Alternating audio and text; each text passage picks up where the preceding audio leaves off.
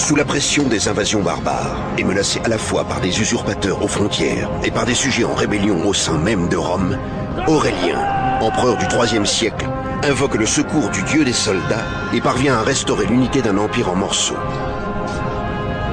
Mais avant d'avoir pu stabiliser son œuvre, il meurt assassiné, laissant à nouveau l'empire en danger. En cette époque mouvementée de la fin de l'Empire romain, nombreux sont les candidats au pouvoir. De ce désordre surgit un homme qui élimine ses rivaux et réunifie le territoire impérial sous le signe d'un dieu nouveau. Il se nomme Constantin et ne reculera devant rien pour sauver un empire mourant.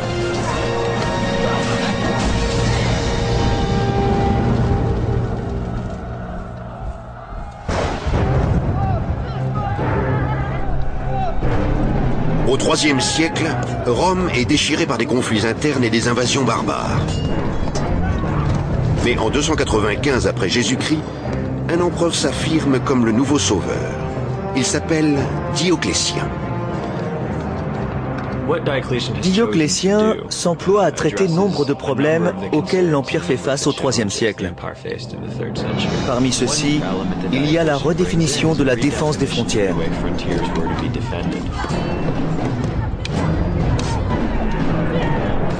Dioclétien crée une armée impériale mobile, capable à tout moment d'envoyer des renforts sur une frontière vulnérable.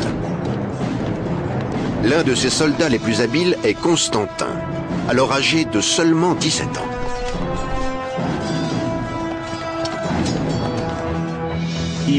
C'était un soldat éminent. Il était très courageux et se distinguait par toutes sortes de prouesses. Ces signes précoces de grandeur n'ont pas échappé à l'attention de l'empereur. Celui-ci garde le jeune soldat auprès de lui au prétexte qu'il souhaite le former aux charges impériales.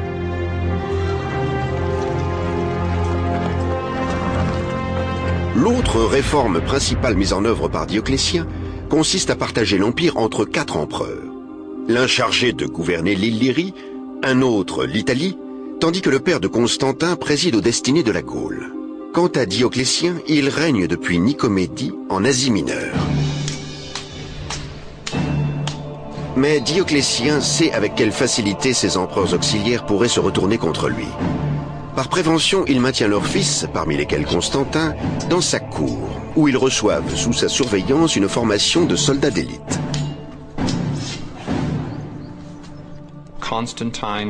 Constantin est envoyé à la cour de Dioclétien pour y recevoir une éducation digne d'un patricien, une éducation littéraire, philosophique. Il apprend le grec, qu'il ne devait pas connaître, et surtout il reçoit une formation militaire. À la cour, Constantin mène une vie rien moins que confortable.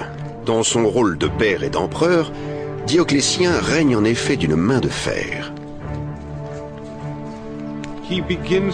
Il commence à adopter une longue série d'édits très moralisateurs qui fixent des règles de conduite, définissent ce qu'il convient de faire pour être un bon citoyen, et ainsi de suite.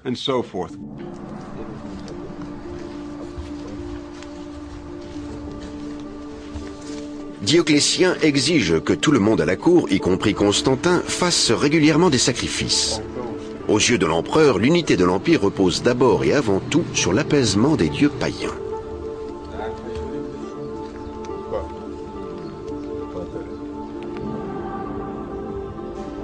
Mais une autre religion compte de plus en plus de convertis et met en péril ses projets. Les fidèles de cet autre culte prient le fils d'un dieu nouveau, Jésus-Christ. L'Église a gagné en nombre de fidèles, mais aussi en ressources. Elle a pris possession de bâtiments importants. Il s'agit d'une institution prospère au sein de l'Empire romain. Une institution qui, selon Dioclétien, fait peser une menace sur Rome. Le fait que la santé de l'État et de Rome est partie liée avec la religion romaine l'inquiétait. Les chrétiens représentaient de ce point de vue une menace. Eux qui étaient tolérés depuis bientôt 40 ans formaient un pourcentage important de la population des villes. Ils étaient manifestement présents dans l'armée et à la cour impériale.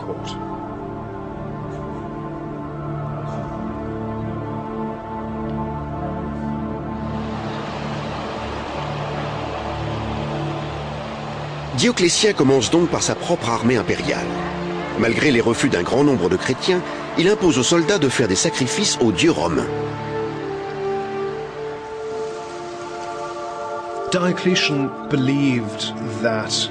Pour Dioclétien, tout ce qui entravait le culte des dieux tutélaires de Rome menaçait l'État, pouvait le détruire de l'intérieur.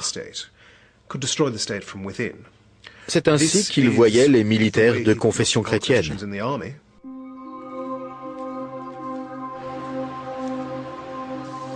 La violation de l'édit impérial est punie de mort. Une brutalité dont est forcé d'être témoin Constantin, en qualité de soldat de l'armée impériale. Les craintes et les dissensions entraînées par les réformes de Dioclétien sont pour lui source de tourments. Les querelles ne vont d'ailleurs pas tarder à se propager au-delà de l'armée.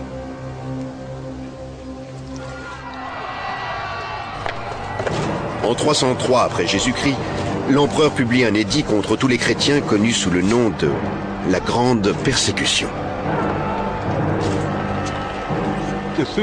La publication de l'édit de persécution a aussitôt donné lieu à une culture de la cruauté au sein de l'administration. Quand des fonctionnaires romains chargés de l'application de l'édit rencontraient des résistances, ils devaient conduire les défenseurs à la cour, les torturer pour l'exemple et tenter de les amener à abjurer publiquement la foi chrétienne. La grande persécution marque pour les chrétiens le début de ce qu'on appelle l'âge des martyrs.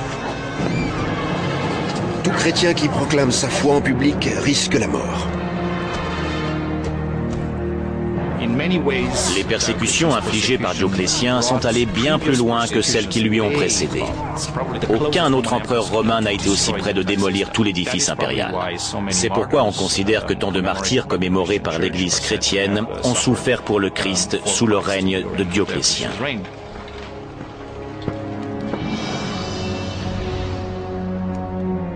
En dépit de ses réserves quant aux persécutions, Constantin se doit de rester en bons termes avec celui qui détient les clés de son avenir.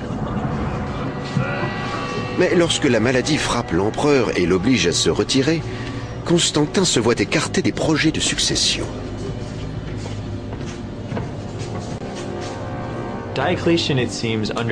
Dioclétien a semble-t-il compris qu'il représentait une menace. Constantin avait participé aux campagnes de l'empereur et s'en était plutôt bien sorti. Par la suite, Dioclétien l'a fait incarcérer à la cour pour l'empêcher d'aller rejoindre celle de son père et d'y entrer en relation avec son armée. Désormais libre de toute attache en Orient, Constantin s'empare de son destin, résolu à échapper à l'emprise de Dioclétien.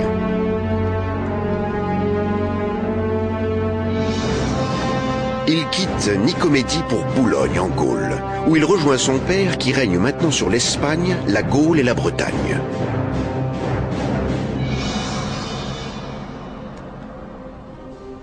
Le père de Constantin, l'empereur Constance, est déjà vieux, malade, et souffre de l'absence prolongée de son fils.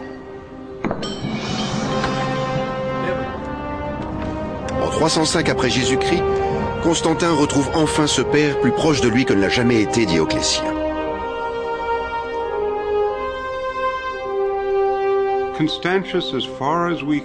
D'après ce qu'on sait, Constance avait une approche du pouvoir bien plus souple et ne s'interdisait pas d'ignorer certaines directives de Dioclétien.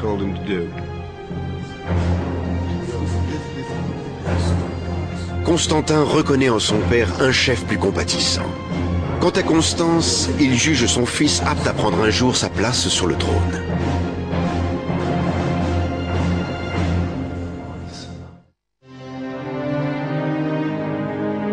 À présent, la Bretagne est menacée par les Pictes, un peuple barbare. En 305 après Jésus-Christ, les deux hommes embarquent à Boulogne pour la Bretagne, en vue d'y écraser la rébellion.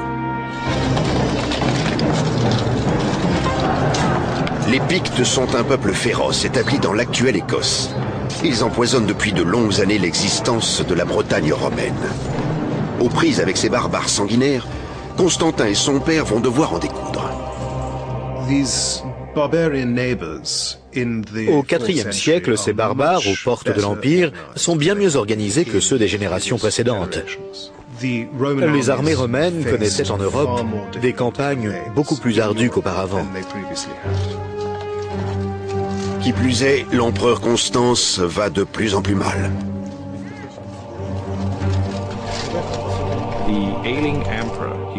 Que l'empereur, alors qu'il était souffrant au moment de l'engagement contre les Pictes, s'investisse dans cette campagne, indique combien la menace était prise au sérieux.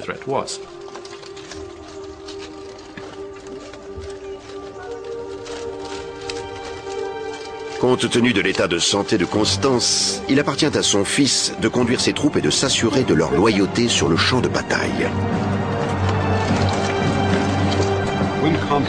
Quand Constantin a rejoint son père en Occident, celui-ci l'a placé à un poste de haut commandement. Il l'a associé à la campagne militaire, de façon que les soldats fassent sa connaissance.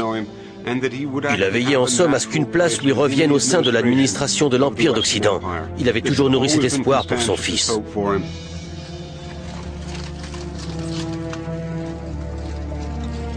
Ces prouesses militaires valent à Constantin la loyauté de l'armée. Mais la victoire ne peut rien contre la disparition de son père. Constantin perdra un père avec qui il vient à peine de renouer.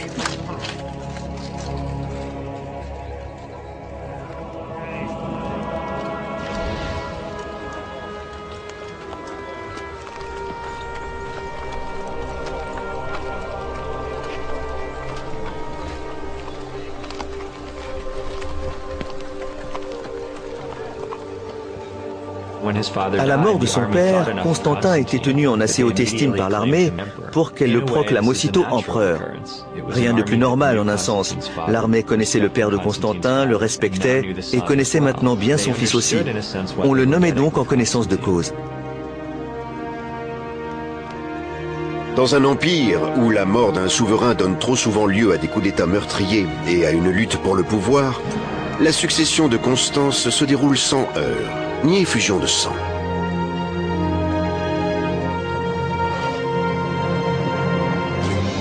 Toutefois, quand en 306 après Jésus-Christ les Francs attaquent la Gaule, Constantin doit relever le premier défi de son règne.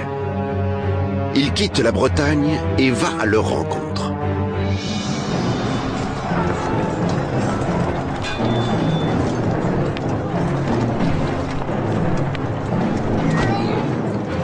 Les Francs ont compris sans peine que la mort de Constance était une occasion à saisir. Reste que Constantin saura convaincre dans son rôle de général et parviendra à repousser cette première incursion. Constantin démontre sans perdre de temps ses aptitudes à gouverner. L'empereur était censé exercer lui-même le commandement de l'armée, et on s'attendait à le voir en première ligne. Constantin semble avoir été un soldat très efficace sur le front. On le voit souvent mener des charges de cavalerie. C'est un excellent tacticien. C'est aussi un homme avisé, conscient qu'il ne saurait asseoir son autorité sans gagner la confiance du peuple. Ce dont la capture de chefs francs lui fournit le prétexte.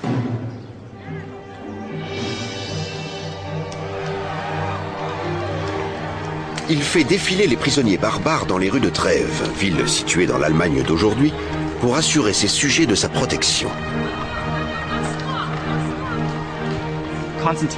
À ce stade, Constantin est tout à fait conscient que l'objectif primordial de tout empereur, s'il entend conserver le pouvoir, c'est de combattre les barbares. En sorte qu'il s'y emploie sans ménagement. Il engage des campagnes contre les Francs. On sait qu'il a fait prisonnier 2 rois francs avant de les exposer dans l'arène, pour le plaisir des Gaulois. Pour finir, les barbares sont jetés en pâture aux bêtes. Le message est clair, l'empereur ne tolérera pas ce qui mette en péril l'Empire romain. Mais en 306 après Jésus-Christ, l'Empire est menacé de l'intérieur. Lorsqu'un usurpateur du nom de Maxence s'empare du pouvoir à Rome, s'autoproclame empereur et se rend maître de la plupart de l'Italie et de l'Afrique du Nord. Il obtient le soutien de ses sujets en promettant de réduire les impôts et de fournir gracieusement du grain aux habitants de Rome. À l'instar de Constantin, il est fils d'un précédent empereur auxiliaire. Constantin est proclamé empereur par ses troupes en juillet 306. Maxence est alors à Rome, à se dire, bon, si lui est un Auguste, moi aussi je veux l'être. Et voilà qu'à la fin de l'an 306, il est à son tour proclamé empereur. Mais contrairement à celles de Constantin, les prétentions de Maxence au trône ne sont pas légitimes. Celui-ci vint, emprisonne et finit par assassiner l'empereur d'Italie. Les Romains s'apercevront bientôt à leurs frais que ces promesses n'étaient que mensonges.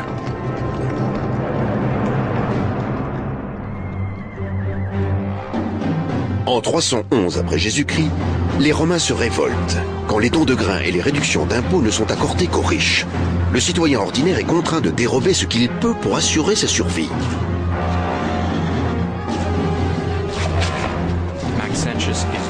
Maxence n'est pas un chef populaire. Il est impitoyable. Il réprime les émeutes dans le sang. Selon des rumeurs de l'époque, il avait séduit des filles de sénateurs. Il y avait des problèmes d'approvisionnement en grains. Par ailleurs, il prélevait des impôts qui jusque-là n'existaient pas.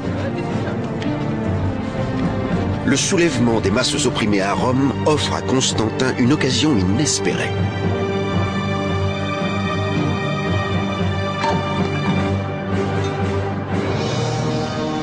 Désireux à la fois de sauver les Romains et d'étendre son périmètre en Italie, Constantin, alors en Gaule, se rend à Milan pour y conclure un pacte avec un autre empereur, Licinius.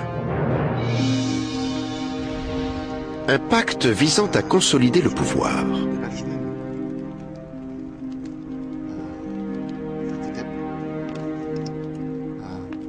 Pour sceller leur alliance, Licinius se fiance avec la sœur de Constantin.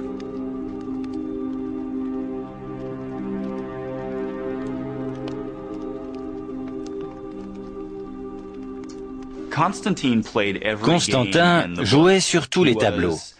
Il était d'une ambition démesurée. Il ne négligerait aucun moyen pour étendre son pouvoir. Dans les premières années de son règne, il était prêt à toutes les manipulations en vue de gravir les échelons. Ensemble, Licinius et Constantin dupent les empereurs d'Orient en leur faisant croire que leur seule intention est d'évincer Maxence. Constantin cherche à tirer avantage de la situation. Il se met à contester la légitimité de Maxence, le traite d'usurpateur. Constantin et ses partisans justifient l'invasion de Rome en se prévalant de la nécessité de renverser un tyran.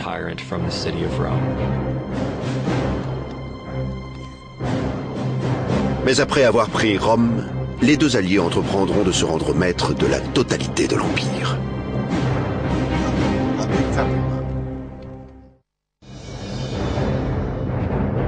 Tandis que Licinius est occupé à défendre les frontières septentrionales de l'Empire contre l'envahisseur barbare, Constantin marche sur Rome, assiégeant la cité impériale où se cache Maxence.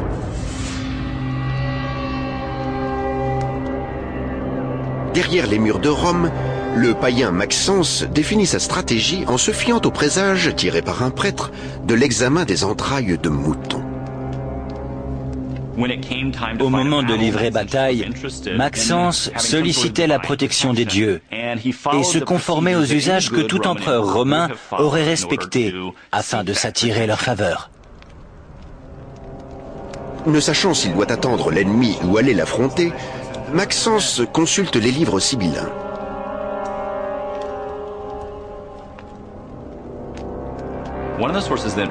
L'une des sources vers lesquelles se tourne Maxence sont les oracles sibyllins.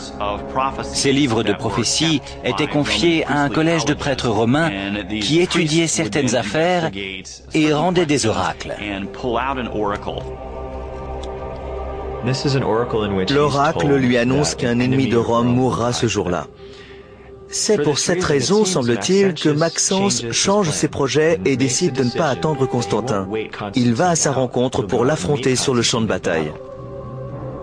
Supposant que Constantin est bien cet ennemi de Rome auquel l'oracle fait référence, Maxence mobilise ses troupes.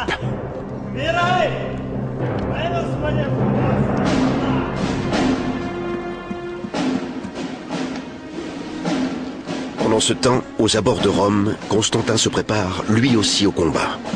Conscient que ses troupes risquent de pâtir d'une écrasante infériorité numérique, il est en proie à une inquiétude croissante. Constantin doute de la puissance de son armée.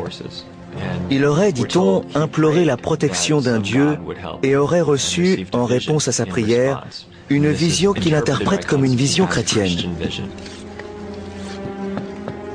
L'historien du IVe siècle, Eusèbe de Césarée, a relaté cet événement tel que le lui a rapporté Constantin en personne.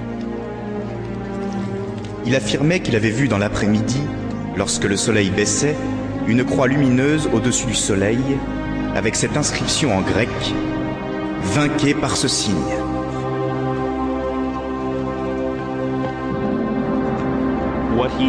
Il prétend avoir vu un symbole semblable à une croix surmontée d'une sorte de P.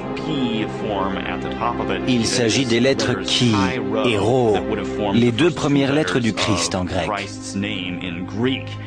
Selon certaines sources, il aurait en même temps entendu une voix lui dire qu'il vaincrait par ce signe.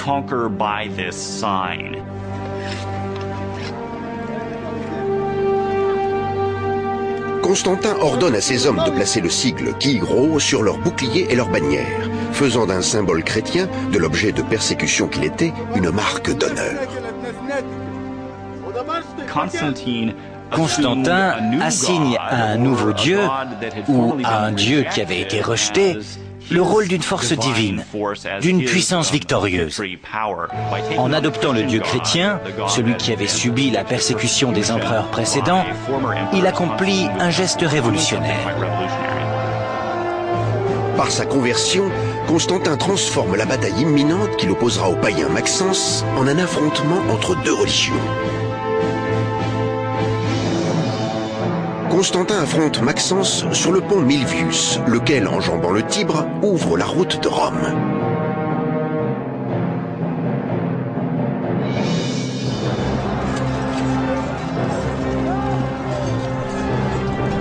Placé sous le signe du Chi-Rho chrétien, Constantin et son armée se jettent courageusement dans la bataille, malgré l'écrasante supériorité numérique de l'ennemi. La bataille du pont Milvius revêt une certaine importance. Les forces sont déployées l'une contre l'autre et malgré leur avantage numérique, celles de Maxence sont repoussées vers le fleuve.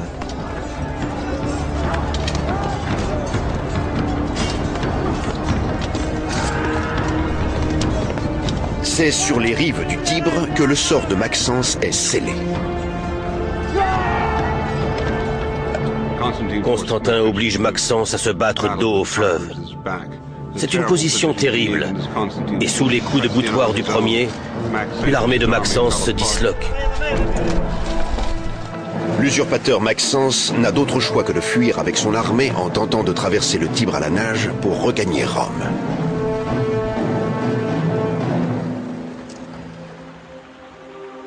Il se noie cependant sous le poids de son armure. Quelques jours plus tard, on repêche dans le fleuve sa dépouille gonflée et déformée par les eaux, preuve définitive de la chute du régime.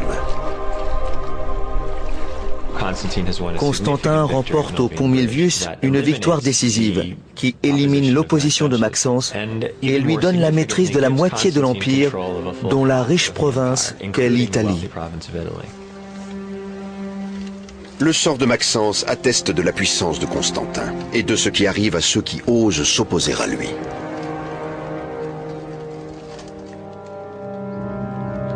Constantin n'a ménagé aucun effort pour repêcher son corps et faire défiler sa tête au bout d'une pique dans les rues de Rome, avant d'envoyer celle-ci en Afrique du Nord pour faire savoir que cet empereur était mort et qu'il lui avait succédé. Sa victoire sur Maxence prouve aussi à Constantin que son dieu chrétien est plus puissant que les divinités païennes de son ennemi.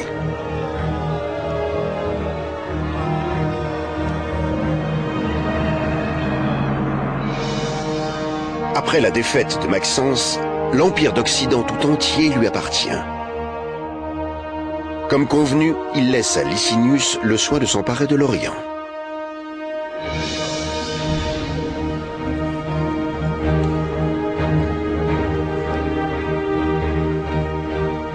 Les deux hommes se retrouvent à Milan, où ils réaffirment leur alliance en célébrant le mariage déjà prévu. Constantin décide de se lier à Licinius ou de rallier celui-ci à sa cause.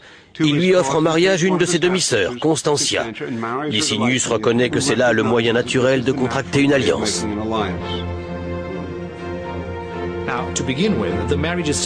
Le mariage marque d'abord le moment où Constantin et Licinius s'accordent sur les politiques à mener. L'une des mesures adoptées reflète la conversion récente de Constantin au christianisme.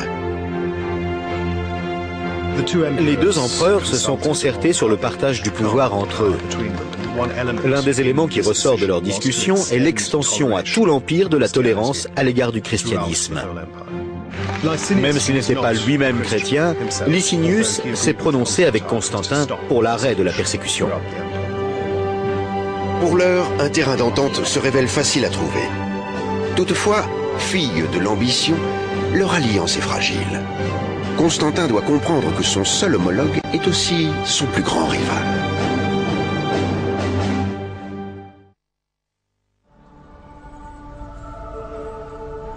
Après 10 ans d'interdiction, les chrétiens de l'Empire recouvrent le droit de pratiquer leur religion librement. Et pour la toute première fois, l'empereur est de même obédience qu'eux. Constantin s'était converti au christianisme. Il s'était voué à défendre l'Église chrétienne. Sa famille se convertit également, y compris son héritier, Crispus. Constantin a non seulement étendu la tolérance à l'égard de l'Église chrétienne, mais il a aussi agi très fermement en faveur des fidèles dans les territoires de son ressort. En 313 après Jésus-Christ, Constantin et Licinius promulguent l'édit de Milan, conservé par Lactance, auteur du IVe siècle. Nous donnons aux chrétiens comme à tous la liberté et la possibilité de suivre la religion de leur choix, afin que tout ce qu'il y a de divin au céleste séjour puisse être bienveillant et propice à nous-mêmes et à tous ceux qui se trouvent sous notre autorité.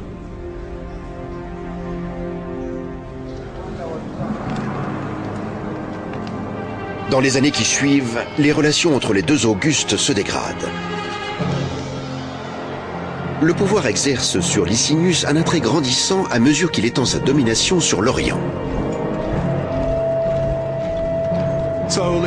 Licinius s'en va gérer ses affaires en Orient, disons. Mais Constantin ne lui fait pas confiance. Les relations se tendent entre les deux hommes. Après 9 années de règne partagé, les deux empereurs aspirent, chacun pour sa part, à s'annexer la totalité de l'Empire. Une rivalité qui aura tôt fait de conduire Rome à la guerre civile.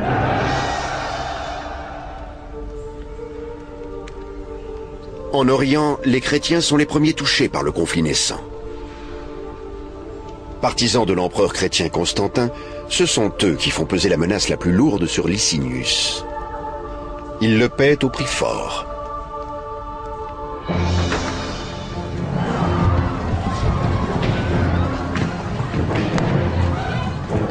L'une des conséquences a été le retour des persécutions. Et pour une raison très simple. Constantin était tenu pour le défenseur des chrétiens. Les sujets chrétiens pouvaient donc apparaître à Licinius comme une cinquième colonne, comme des ennemis de l'intérieur. Il décide donc de les persécuter.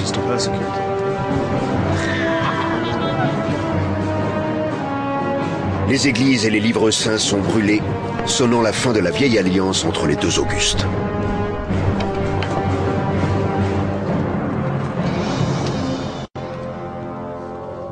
La persécution des chrétiens fournit à Constantin, désormais rompu à l'exercice du pouvoir, le prétexte qu'il lui fallait pour attaquer son rival. Il ordonne bientôt à ses troupes de marcher sur l'empereur d'Orient. Constantin excelle à la tête de la cavalerie. Il se retrouve souvent en première ligne, à circuler sur les flancs de l'ennemi. En témoigne son attitude face à Licinius. À ses côtés se bat son héritier, Crispus, qui fait preuve lui aussi de réel talent de guerrier.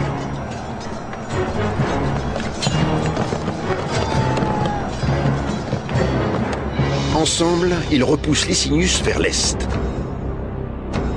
D'Andrinople, Constantin et Crispus le poursuivent jusqu'à Byzance, puis Chrysopolis, où se livre la dernière bataille.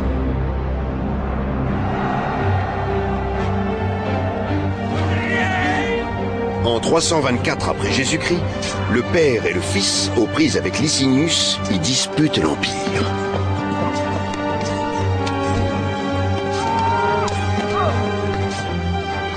Crispus a hérité des aptitudes militaires de son père. C'est un soldat de génie. Sans son aide, il n'aurait pas été vainqueur de Licinius. Constantin et Crispus anéantissent l'armée de Licinius en se battant une nouvelle fois sous la bannière du dieu chrétien.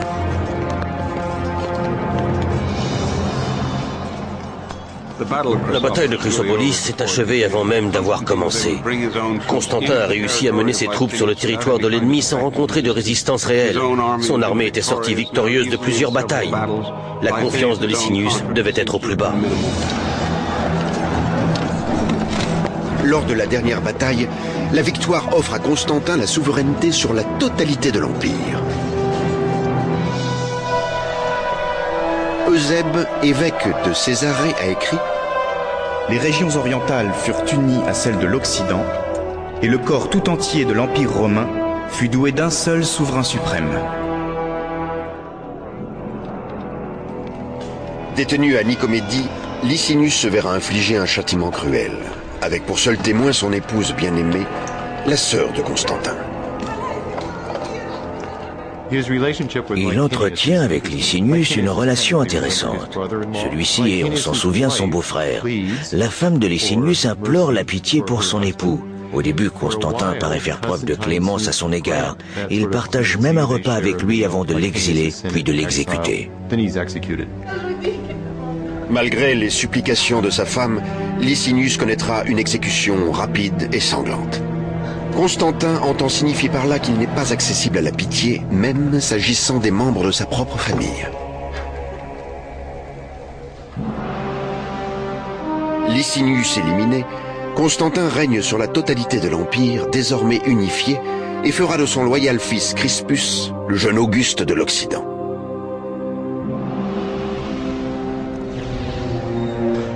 Dans l'exercice de ses nouvelles fonctions impériales, celui-ci prend part au projet de son père de fonder une capitale chrétienne d'Orient à Byzance. Après avoir conquis la totalité de l'Empire, Constantin souhaite créer une cité qui porterait son nom. Ce qu'il fait, c'est Constantinople. Il la situe à un endroit stratégique, à équidistance des principales frontières, et il choisit délibérément de fonder une ville n'ayant aucun rapport avec ses prédécesseurs païens. Une ville qui ne connaisse aucune tradition rivale. Une ville chrétienne.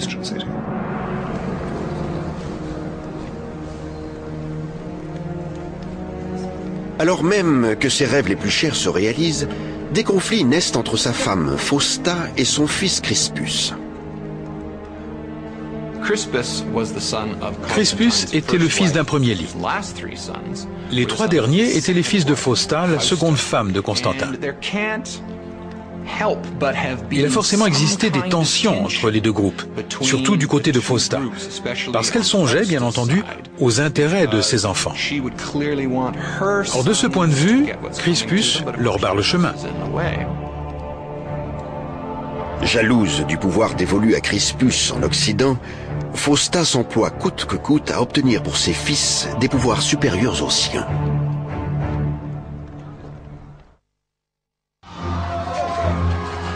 Mais des émeutes éclatent au sein de l'Église pour des raisons de différences religieuses. L'unité chrétienne instaurée par Constantin vole en éclats.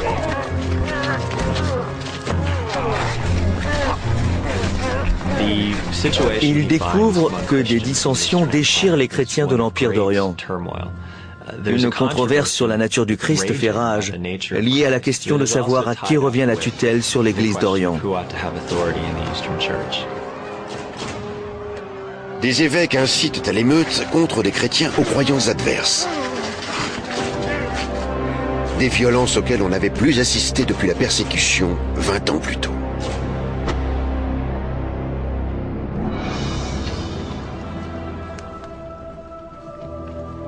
Pressé de trouver une solution au conflit, Constantin demande aux représentants de l'Église de faire cesser cette controverse sanglante. Il réunit donc un concile de plus de 300 évêques dans la ville de Nicée. Il les charge d'arriver à une définition commune du credo chrétien.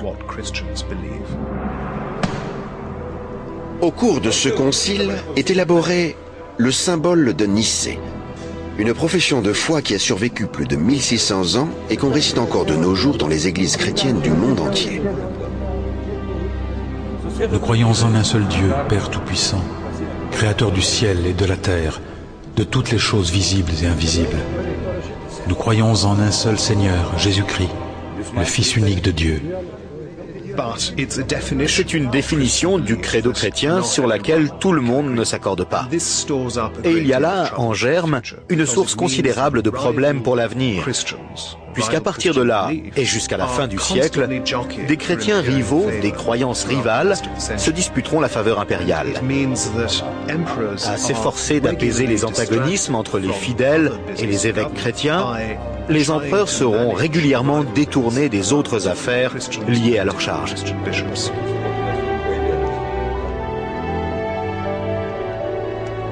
Peut-être est-ce la raison pour laquelle Constantin restera aveugle à une rivalité qui le concerne de bien plus près. En 326 après Jésus-Christ, son épouse Fausta met en cause l'intégrité de Crispus. Crispus était le fils aîné de Constantin, né d'un premier lit. Il n'avait donc pas la même mère que ses demi-frères.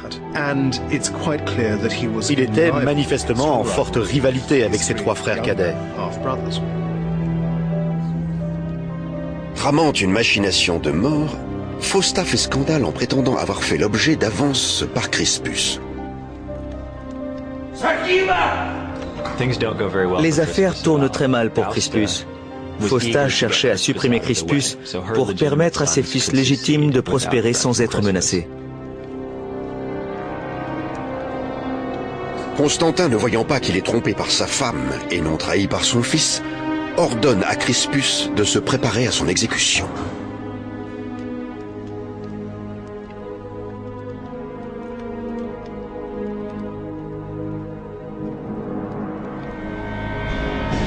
De sa prison de Pula, ville située dans l'actuelle Croatie, Crispus clame son innocence. Bien que son père reste sourd à ses protestations, il a un avocat à la cour. La mère de Constantin lui met la puce à l'oreille. Elle lui suggère que c'est peut-être Fausta elle-même qui a tramé ce complot, en affirmant avoir été violée ou entreprise par Crispus afin de défendre les intérêts de ses propres fils. En tout état de cause, Constantin avait agi avec trop d'empressement, et il en était conscient. Fausta paie de sa vie sa traîtrise. Mais la prise de conscience de Constantin vient trop tard pour Crispus. Les gardiens de la prison ont déjà reçu l'ordre de l'exécuter. On ignore ce qui s'est réellement passé. Quoi qu'il en soit, le sacrifice de Crispus sur l'autel de l'histoire secoue l'Empire romain. De ce faux pas, Constantin sort ravagé. En manière de pénitence, Constantin passe les dernières années de sa vie à bâtir des églises, à Jérusalem, Bethléem, Constantinople et Rome.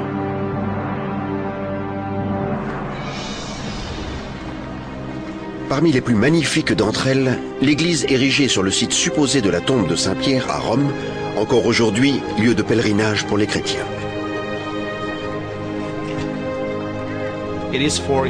Constantin est surtout connu pour ses églises. C'est à la fois le reflet de ses politiques en faveur des chrétiens et de son attachement au christianisme.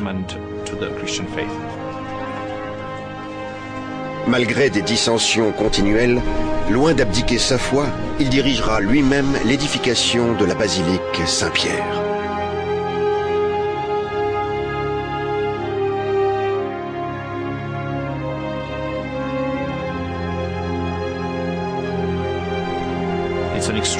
C'est une fabuleuse explosion architecturale, comme l'Empire romain n'en avait jamais connu auparavant. On peut rendre compte de la diversité des plans par la diversité des architectes engagés par Constantin, ou plus encore par ses propres idées. Il était impliqué dans tous les projets, ou presque, et il avait des idées bien précises. Constantin espère qu'une telle dévotion à la fin de sa vie effacera une multitude de péchés.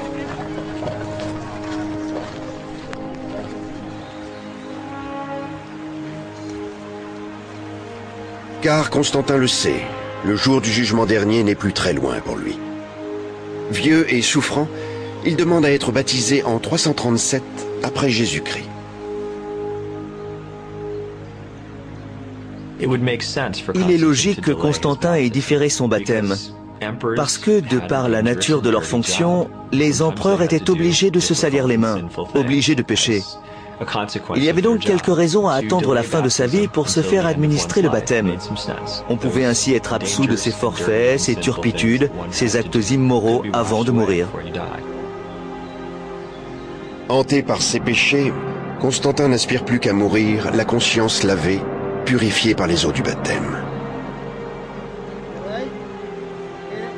À la fin de sa vie, Constantin était une sorte de visionnaire qui, au moment de son baptême, désire se dépouiller de sa toge impériale et vivre dorénavant comme une sorte de prêtre. Au soir de sa vie, Constantin trouve enfin la paix, dans la foi à laquelle il aura consacré de longues pages tout au long de son existence. Je sais que je suis vraiment béni. J'ai maintenant l'assurance d'être estimé digne de l'immortalité et d'avoir pris part à la lumière divine. Il s'éteint en mai 337, après plus de 30 ans de règne.